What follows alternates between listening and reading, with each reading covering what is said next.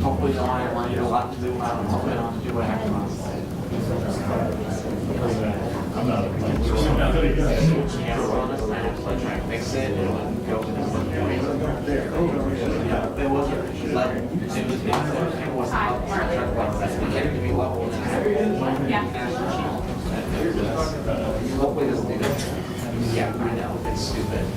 Hopefully, it doesn't do that to me this time. Let's just hope.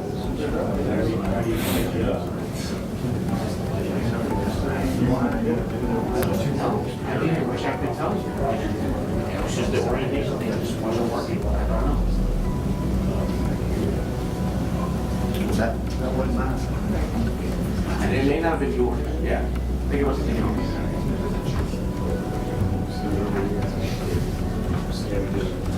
Okay. Make the line go back there. Okay. So I caught him.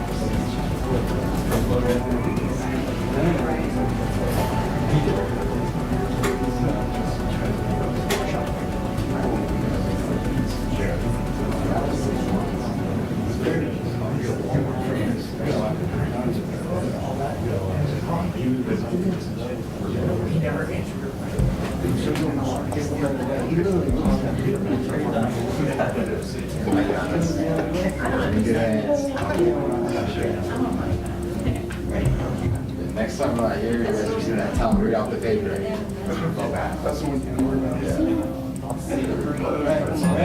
What? Yeah. Because my first year I said I wouldn't have clothes. It was nice.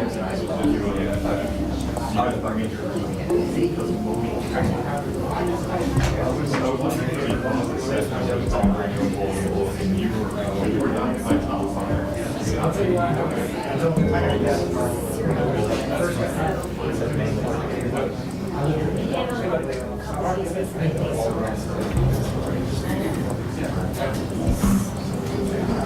Good. Let's go, man. Good to see you. How you doing? I remember some pictures of the Easter egg. It's fantastic.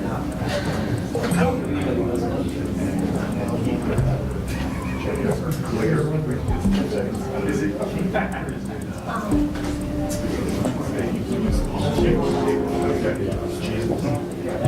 Okay. Very complicated. For very smart people. I don't quite. If you want to be the dog, then you should be set. What happens? You get to the and then Frank's his hand. Actually, that was that one baby.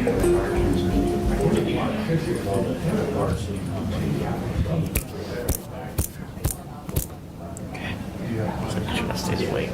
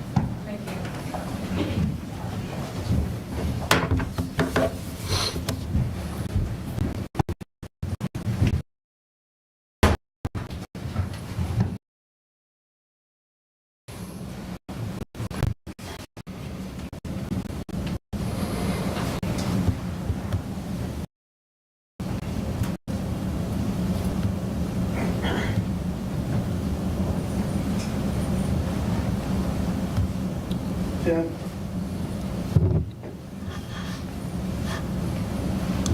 Can I step right behind her? Sheriff?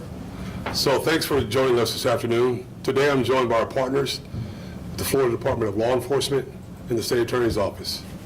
I announced the June 28th arrest of Calvin Dumas, a serial rapist, for sexual battery.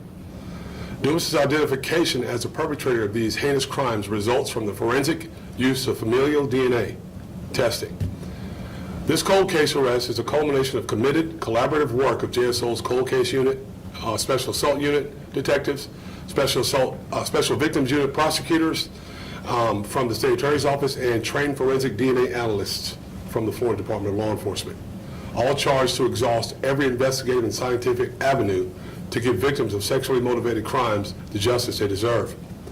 The case for which Dumas has been arrested occurred in 1998, over 25 years ago.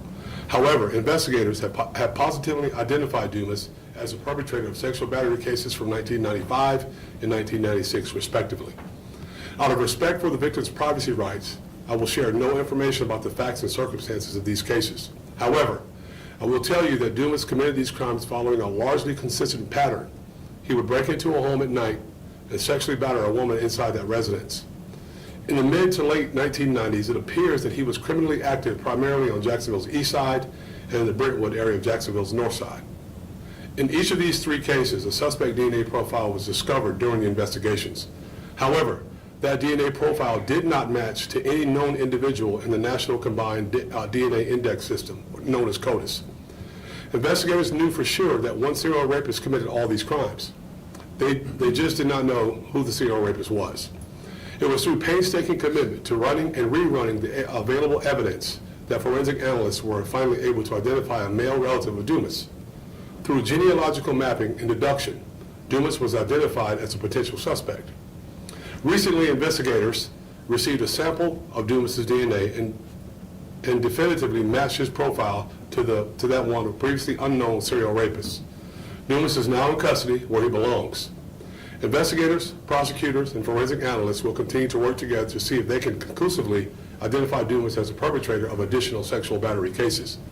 In this vein, we're making a public call to women who may, for a variety of reasons, chosen not to report sexual batteries in the past, to look at Dumas's photograph and consider his criminal pattern. If you are a victim of an unreported sexual battery which fits Dumas's criminal pattern, I urge you to contact our sexual assault unit. Likewise, if you are not a survivor, but think that you may know something related to Dumas's serial sexual crimes, please share that information with investigators. At JSO, we fundamentally believe that empowering survivors of sexually motivated crimes is as critical as bringing offenders to justice. We are charged with the responsibility of investigating these horrific, life-altering crimes, and we commit to do so in a way that is victim-centered and trauma-informed. By working with survivors and our partners, we can shine light where there is often darkness and prevent future victimization. There's an adage in the criminal justice system that justice delayed is justice denied. For decades, these survivors have silently cried out for justice. These investigators, forensic analysts, and prosecutors have knitted countless dedicated hours of work with the use of cutting-edge technology, and today, justice is delayed no longer. Before we take questions, I'd like to invite our State Attorney, Melissa Nelson, to make some remarks. Melissa. Sheriff, thank you. And thank you all for coming here today. Calvin Dumas is a dangerous serial rapist, and frankly, he's every woman's worst nightmare. In the 90s, he broke into women's homes in the Brentwood and Eastwood neighborhoods at night, held his victims at knife point, covered their faces, and raped them. He targeted single mothers. He told them if they made any noise or reported the crime to the police, he would kill them or kill their children.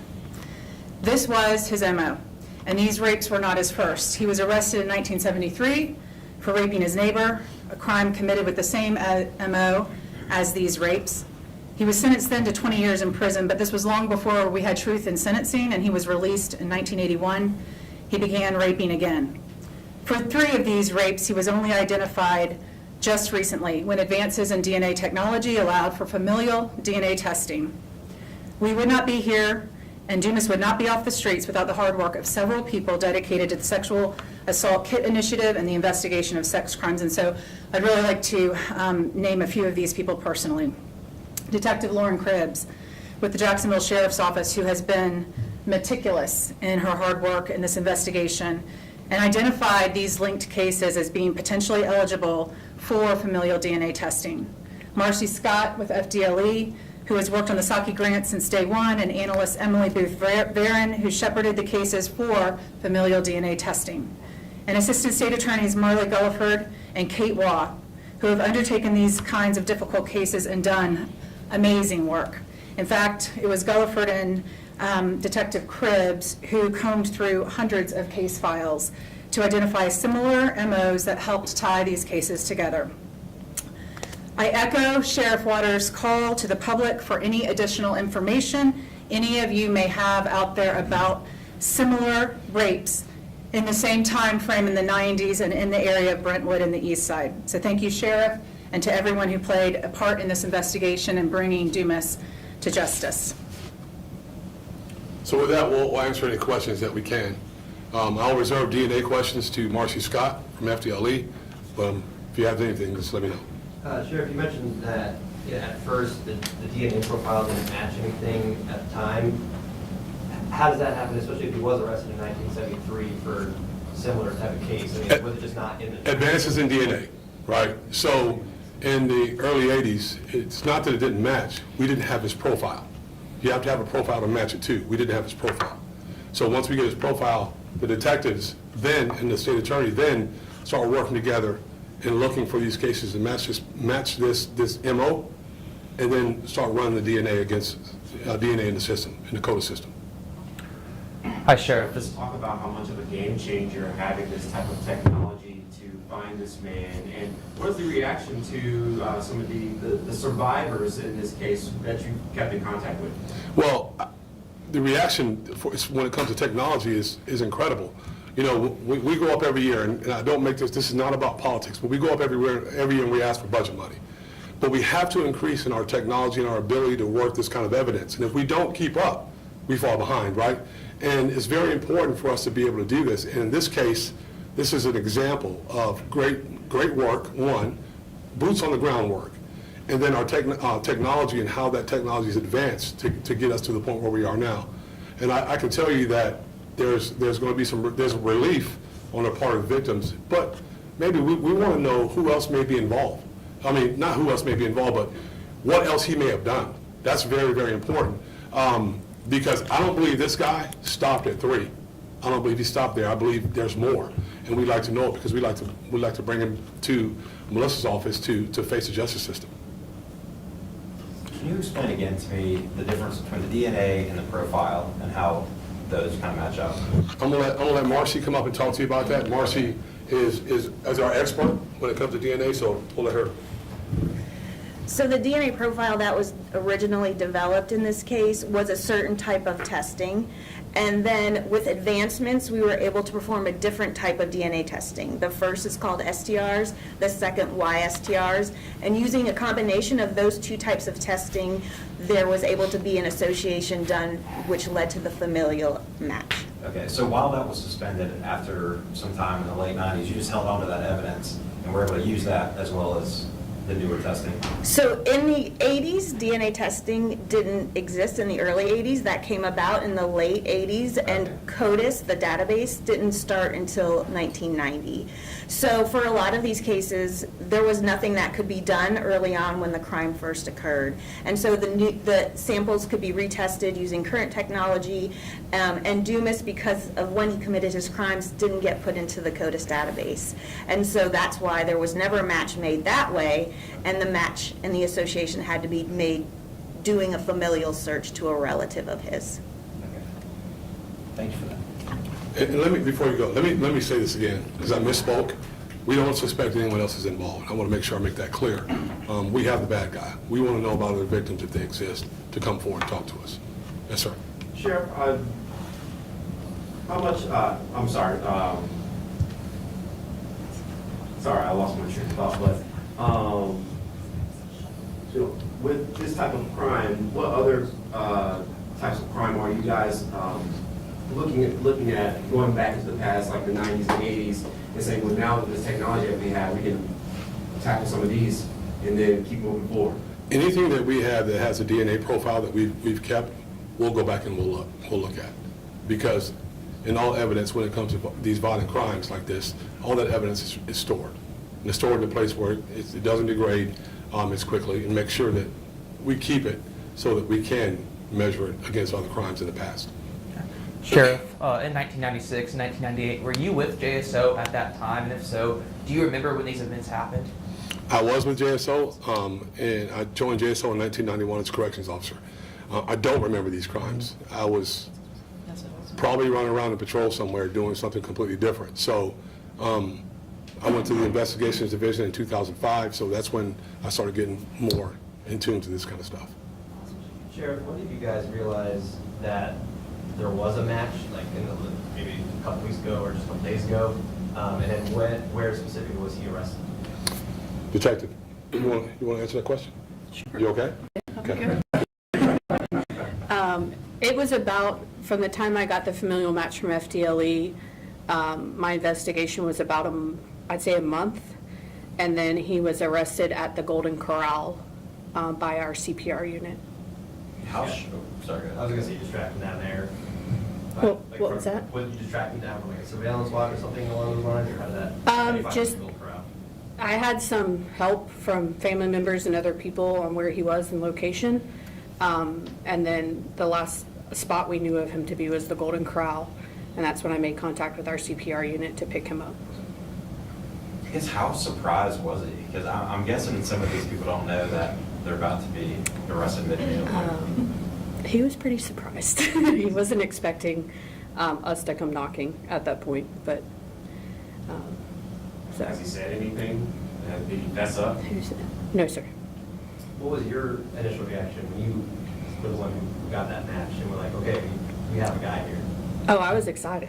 I mean, went straight to my sergeant and lieutenant, and we got the ball rolling on DNA search warrant and all that kind of stuff to get him behind bars. And that's an absolute reason to be excited. To get someone, a predator off our streets like that, it's a great reason to be excited. And Ryan, we're very good at catching people when we know how to do it, so we're pretty good at it. Is it often though when this happens after that much time that they think maybe the trail's gone cold and there's no heat on them? Yeah, I mean, I think when you go a certain amount of time and nothing happens, you probably get a little comfortable and believing that you've gotten away with it. I think that's logical to believe, but, you know, evidenced by the fact that she says he was very surprised when they caught him. It's good stuff. I love it.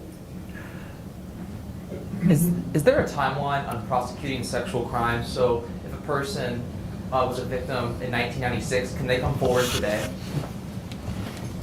Yes, they can come forward, and actually part of the reason that we're behind a podium and asked you all to come here today is to send the message to the public.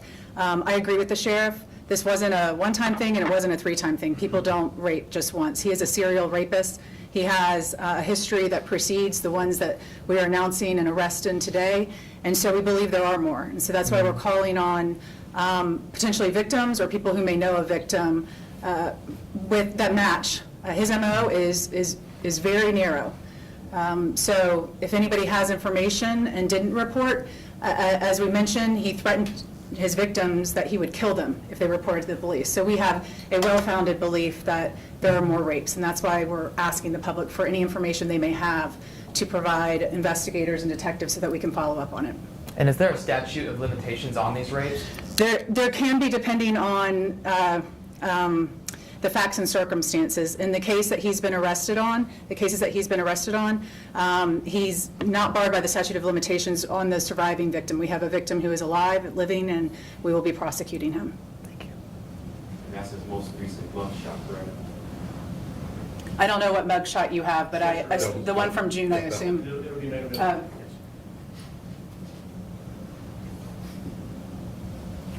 Anything else? What area of town did this happen in? How many women, I should say, my bad, how many women are there that you've identified, or how many women have come forward? It happened on the east side, on the east side and in the Brentwood area. And we'll just keep the rest of that stuff confidential. All right, thank y'all.